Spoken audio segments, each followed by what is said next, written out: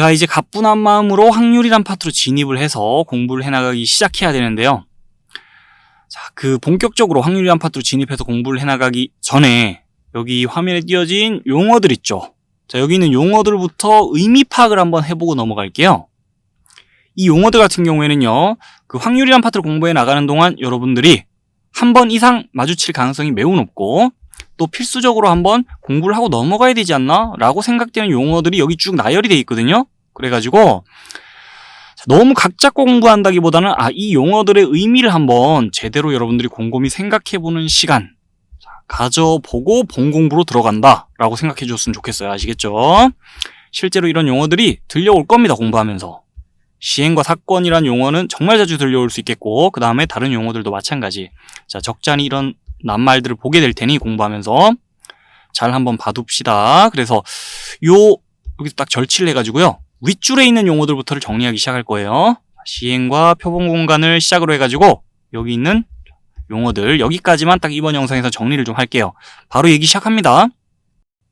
자, 그럼 제일 먼저 시행이랑 표본 공간이라는 용어에 대해서부터 알아볼게요. 일단 시행.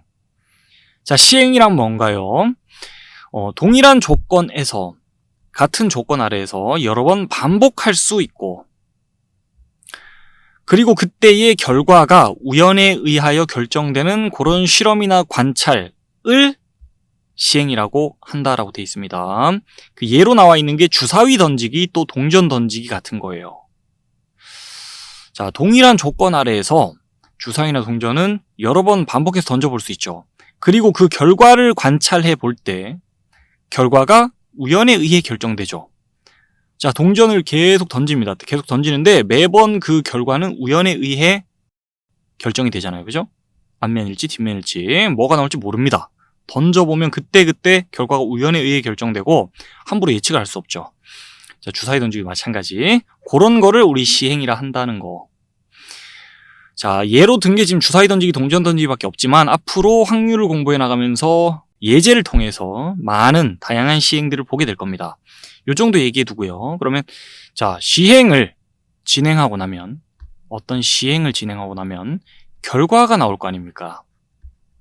근데 일어날 수 있는 모든 결과를 이제 다 모아놓은 집합이 있다면 그 집합을 우리는 표본 공간이라 불러줍니다. 밑에 예를 봅시다. 한 개의 주사위를 던지는 시행에서 주사위 하나를 던질 때 나올 수 있는 모든 결과를 쭉 나열해 놨는데, 지금 요 나올 수 있는 모든 결과, 일어날 수 있는 모든 결과를 집합 기호 속에 쏙 다 모아 놓잖아요.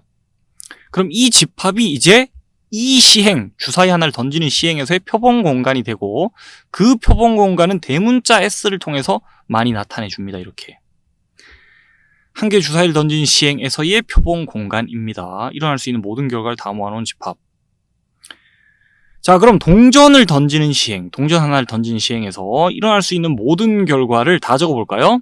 앞면이 나올 수도 있고, 자, 뒷면이 나올 수도 있죠. 약식으로 요 정도만 적을게요. 자, 그럼 이게 표본 공간이 될 수 있겠죠. 동전을 던졌을 때 나올 수 있는 모든 결과를 다 모아놓은 집합이니까 요 동전 던지는 시행에서의 표본 공간이 되겠고, 자, 그럼 하나만 더 얘기할게요. 표본 공간의 원소 개수로 카운트해야 될 일이 나중에 있어요. 곧 확률 얘기하면서. 자, 근데 표본 공간의 원소 개수, 지금 요 시행 같은 경우에는 표본 공간의 원소 개수가 6개인데, 표본 공간의 원소 개수는 결국 뭘 의미하냐? 이 시행에서 발생할 수 있는 모든 경우의 수가 표본 공간의 원소 개수예요. 일어날 수 있는 모든 경우의 수가 표본 공간의 원소 개수입니다. 그거까지 잘 봐둡시다. 자, 그럼 그 다음으로는 사건과 근원 사건이라는 거에 대해서 얘기를 해보는데, 우선 사건에 대해서 좀 초점을 맞춰서 얘기를 해볼게요. 근원 사건도 결국 사건이기 때문에, 자, 사건이 뭔지부터 자세히 얘기를 해보겠습니다. 사건은 표본 공간의 부분 집합이다 라고만 딱 나와 있고요. 표본 공간에 대해서는 이전에 얘기를 했고, 요렇게만 봐가지고는 도대체 이게 무슨 말인지 모르기 때문에 예를 바로 봅시다. 한 개의 주사위를 던지는 시행에서 표본 공간은 이렇다라고 이미 얘기가 끝났고요. 그 밑에 보면 사건 하나가 소개가 돼 있는데 요걸 봅시다. 짝수의 눈이 나오는 사건. 자, 주사위를 던지는 이 시행에서 짝수의 눈이 나온 사건에 대해 생각해 봅시다. 우리 이미 그냥 편하게 생각했을 때 짝수의 눈이 나온 사건이 뭔지 알고 있을 겁니다. 이미. 자, 무슨 말이냐면 주사위를 던진다 칩시다. 예를 들어 그 결과로 2가 나왔어요. 이런 결과들이 나올 수 있죠. 주사위 던지면. 근데 그 중에 2가 나왔습니다. 주사위를 던져서. 그럼 짝수의 눈이 나오는 사건이 일어난 거죠. 자, 주사위를 던졌더니 4가 나왔어요. 그럼 짝수의 눈이 나온 사건이 일어난 거죠. 주사위 던졌더니 5가 나왔습니다. 짝수의 눈이 나온 사건이 일어나지 않은 거죠. 그래서 짝수의 눈이 나왔다라고 할 수 있는 그 경우들을 여기서 쏙쏙 골라가는 겁니다. 골라가요. 이거는 표본 공간이고 그 표본 공간의 원소들 중에 이 조건, 짝수의 눈에 해당하는 거를 쏙쏙 골라갑니다. 그렇게 부분 집합을 다시 만드는 거예요. 2, 4, 6으로. 그 집합이 짝수의 눈이 나오는 사건입니다. 사건은 집합으로 우리가 정의를 하고 가는데 표본 공간도 집합이고 사건도 집합인데 사건은 표본 공간의 부분 집합이에요. 근데 어떤 사건이냐에 따라 그 원소 구성이 좀 달라지겠죠. 홀수의 눈이 나온 사건 같으면 홀수를 빼가겠죠. 그죠? 무튼 사건은 표본 공간의 부분 집합이다라는 거 봐두시고요. 그 다음에 짝수의 눈이 나온 사건 말하기도 불편하고요. 글로 적기도 불편해요. 너무 길어요. 그래서 우리가 사건을 보통 알파벳으로 지칭을 많이 하는데 알파벳 대문자로 짝수의 눈이 나온 사건을 A라 하자면 그 사건 A는 요 집합이 되겠죠. 자, 여기까지 잘 봐두고요. 그 다음에 얘 하나만 더 봅시다. 3의 배수의 눈이 나온 사건 한번 생각해 볼게요. 자, 주사위를 던졌을 때 3의 배수의 눈이 나왔다라고 할 수 있는 경우들을 다 골라가는 거예요. 골라가면 그렇게 표본 공간 속에서 요 조건에 맞는 원소를 골라가서 부분 집합을 새로 만들면 3, 6. 자, 요 부분 집합이 요 사건이에요.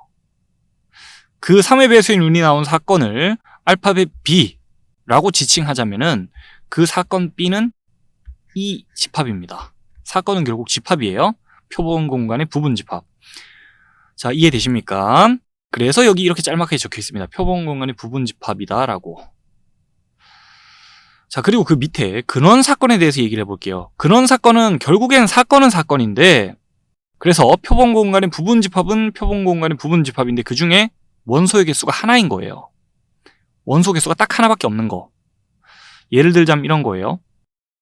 자, 주사위를 던진 시행에서 근원 사건은 예를 들자면 1의 눈이 나오는 사건, 2의 눈이 나온 사건, 3의 눈이 나온 사건 같은 것들. 원소가 하나밖에 없는 사건. 자, 원소가 하나뿐인 사건. 요런 게 근원 사건입니다. 요까지 얘기할게요. 자, 그럼 추가로 2가지만 더 얘기하겠습니다. 사건은 사건인데 전사건이라는 거 하고 공사건이라는 거에 대해서 얘기를 좀 하고 넘어갈 거거든요. 우선 전사건부터. 자, 여기 얘가 띄워져 있습니다. 이런 게 전사건이다라고. 한 개의 주사위를 던지는 시행, 이 같은 시행 속에서 생각해보자면 6 이하의 눈이 나오는 사건. 자, 주사위 하나를 던질 때 나올 수 있는 결과들이 쭉 적혀있죠. 전부 다 근데 6 이하라서 주사위를 던졌다 하면 6 이하의 눈이 나오는 사건은 일어날 수밖에 없어요. 자, 주사위 던져서 뭐가 나오든 간에 전부 다 6 이하죠. 그래서 6 이하의 눈이 나오는 사건은 주사위를 던질 때마다 일어나는 사건이고 반드시 일어나는 사건이에요. 이 시행을 진행했다 하면 반드시 일어나는 사건. 그런 게 전사건이고요. 예를 들자면 이런 것도 전사건입니다. 지금 요 시행 속에서 주사위를 던지는 시행 속에서 6 이하의 눈 말고요. 자연수의 눈이 나오는 사건 같은 경우에도 주사위를 던졌다 하면 자연수의 눈이 나오니까 이것도 전사건이라 할 수 있겠죠. 시행을 진행하면 반드시 일어나는 사건. 자, 그리고 그 전사건은 그 사건은 사건이니까 또 표본 공간의 부분 집합인데 요 조건, 6 이하의 눈, 요 조건에 해당하는 원소를 여기서 골라오잖아요. 그럼 표본 공간하고 똑같아져요. 그래서 전사건은 표본 공간하고 똑같다라고 할 수 있습니다. 그래서 정리하면 이래요. 반드시 일어나는 사건이 전사건이에요. 어떤 시행을 진행했을 때 반드시 일어나는 사건, 그게 그 시행에서의 전사건이고 전사건은 표본 공간하고 똑같습니다. 아시겠죠? 자, 그럼 이어서 공사건에 대해서 바로 얘기를 해보겠습니다. 결론적으로 공사건은 어떤 시행을 진행했을 때 절대 일어나지 않는 사건이 공사건이에요. 앞에서 본 전사건은 반드시 일어나잖아요. 공사건은 절대 일어날 리 없는 사건입니다. 그래서 그 예가 띄워져 있고요. 한 개의 주사위를 던지는 이 시행에서 7 이상의 눈이 나오는 사건. 자, 주사위를 던졌는데 나올 수 있는 결과들은 이런 결과들이 나올 수 있는데 7 이상의 눈이 나오는 일이 벌어질 수 있습니까? 자, 7 이상의 눈은 절대 나올 수가 없겠죠. 그래서 7 이상의 눈이 나온 사건 절대 일어날 리 없는 사건이에요. 이 시행 속에서. 그런 걸 공사건이라 합니다. 만약 여기 7 이상을 음수로 바꾸어 적어 놓는다면 음수의 눈이 나온 사건, 자, 지금 나올 수 있는 결과들이 전부 다 양수인데 음수의 눈이 나온다? 이 역시나 공사건이죠. 절대 일어날 리가 없어요. 이런 걸 공사건이라 합니다. 그리고 자, 사건은 사건이니까 우리 사건을 표본 공간의 부분 집합이라고 약속했고, 그러면 이 사건도 표본 공간의 부분 집합으로서 자, 표본 공간 속에서 원소를 좀 가져올까라고 생각해 보면 7 이상의 눈, 이 조건에 해당하는 게 원소가 아무것도 없어요. 가져올 게 없고 텅 빈 집합이 됩니다. 그래서 실제로 공사건은 공집합 기호를 이용해서 나타냅니다. 절대로 일어나지 않는 사건을 공사건이라 하고 공사건은 공집합 기호로 나타낸다는 거 참고사항 그냥 봐두면 되겠어요.